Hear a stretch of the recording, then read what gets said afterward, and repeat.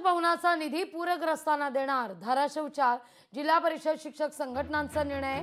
1,06,00,000चा निधी पूरग्रस्तांना देणार असं म्हटलं जात आहे. तुळजापूरमधील शिक्षक भवन बांधण्याचा निर्णय रद्द होताना दिसतोय. या सगळ्याचा आढावा घेतलाय, पदाधिकाऱ्यांशी संवाद साधलाय आपले प्रतिनिधी काकासाहेब कांबळे यांनी. शिक्षक भवन बांधण्याचा निर्णय शिक्षकांनी रद्द करून आता पूरग्रस्तांना मदत करण्याचा निर्णय शिक्षक संघटनांनी घेतलाय. माझ्यासोबत शिक्षक संघटनेचे पदाधिकारी आहेत. सर, काय निर्णय घेतला तर काय सांगाल?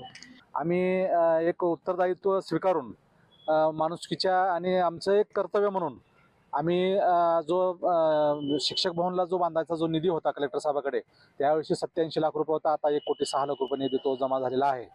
तर तो निधी शिक्षक भवनसाठी न वापरता आपल्या जिल्ह्यातल्या शेतकऱ्यांच्या जे बाधित शेतकरी आहेत त्या शेतकऱ्यांसाठी आणि विद्यार्थ्यांसाठी तो वापरण्यात यावा असं काल सर्व शिक्षक संघटनांनी माननीय शिक्षणाधिकारी यांच्या दालनामध्ये बैठक घेऊन तो ठरवलेला आहे.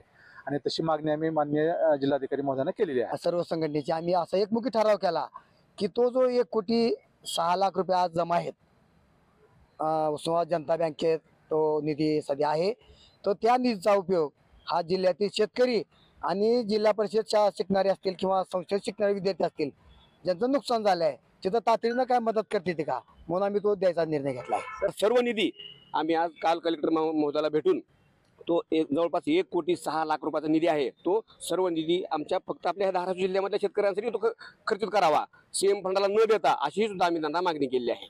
पूरग्रस्तांना मदतीची गरज असताना शिक्षक संघटनेने हा घेतलेला निर्णय शेतकऱ्यांना मोठा दिलासा देणारा ठरणार आहे.